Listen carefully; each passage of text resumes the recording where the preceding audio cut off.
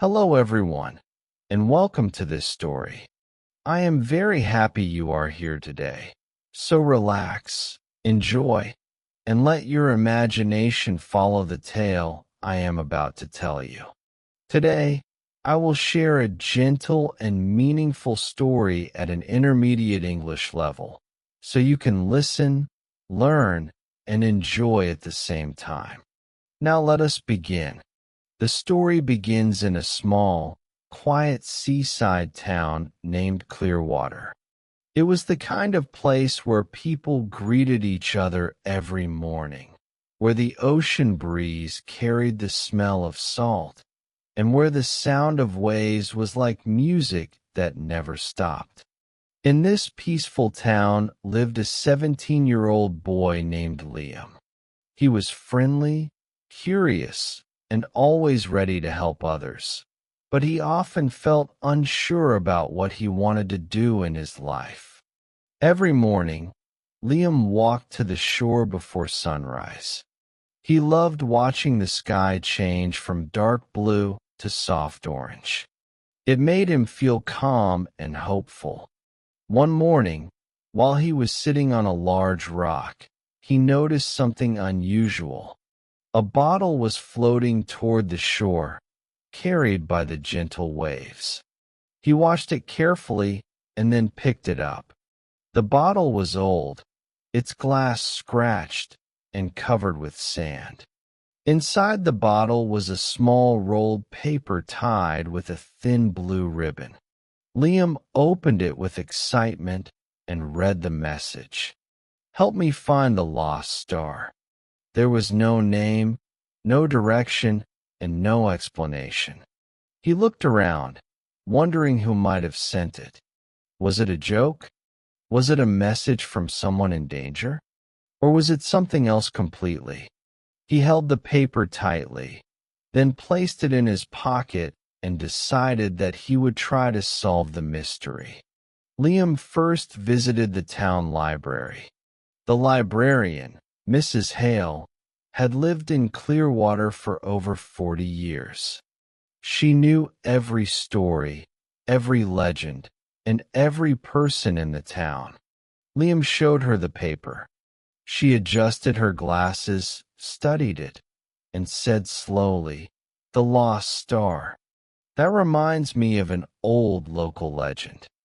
It tells of a star that once fell from the sky into the ocean, and those who find it will discover their true purpose." Liam felt a shiver of excitement. Maybe this message was connected to the legend. He asked Mrs. Hale if she knew where the star might be, but she only smiled gently and said, "If the star wants to be found, it will appear to the right person at the right time." That was all she would say. Still determined, Liam next visited his best friend, Emma. Emma was brave, cheerful, and always ready for adventure. She listened carefully as he explained everything, and her face lit up with excitement immediately. "We have to find it," she said confidently. "If someone needs help, or if there is something magical out there, we should go look for it." So the two friends prepared for a small journey. They packed water, snacks, a small flashlight, and a notebook. Emma insisted on bringing a compass. Even though Clearwater was a small town and they always knew their way around. They started by walking along the coastline, searching for anything unusual. They inspected caves, rocks, tide pools, and even climbed a small cliff.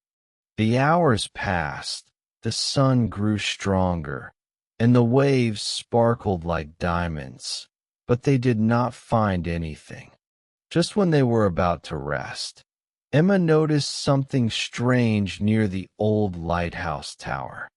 There were footprints in the sand, small ones, leading around the side of the lighthouse.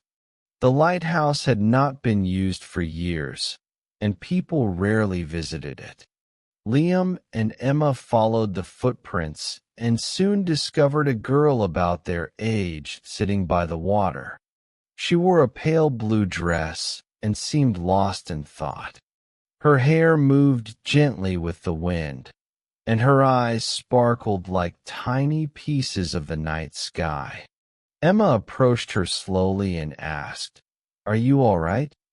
The girl turned and smiled softly. "Yes, I think so," she said. "My name is Mira." Liam and Emma introduced themselves. Then Liam showed her the paper from the bottle. Mira looked at it with surprise. "I wrote this," she said quietly. "I sent it into the water because I needed help finding something very important." Liam and Emma sat beside her and listened. Mira explained that she was not from Clearwater. She lived in a nearby village, but she had always felt a deep connection to the sea. One night, she dreamed of a bright star falling into the ocean. When she woke up, she felt strongly that she had to find it. "That star," she said, "is not just light. It is something that belongs to me, something I must return to the sky."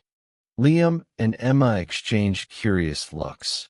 They were not sure if Mira was speaking symbolically or if she meant something magical. But there was something sincere in her eyes, so they decided to help her.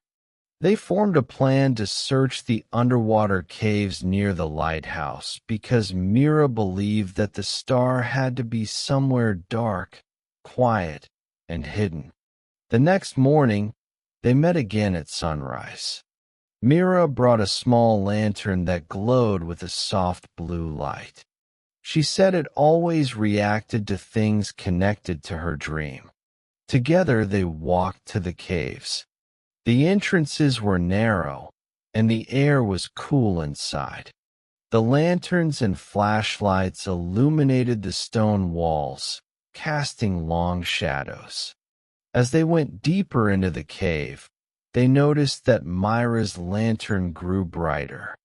It pulsed like a heartbeat, guiding them through twists and turns.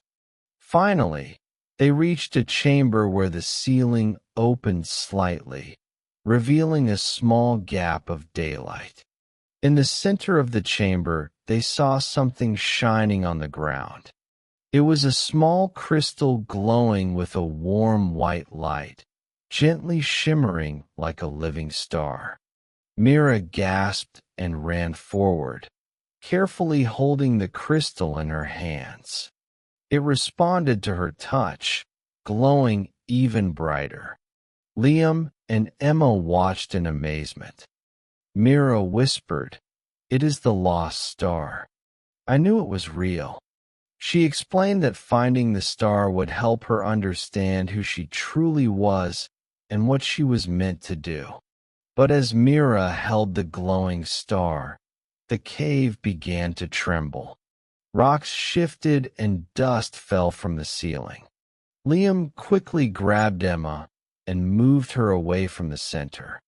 Mira stood frozen, not out of fear, but out of determination. She reached toward Liam and Emma, asking them to trust her.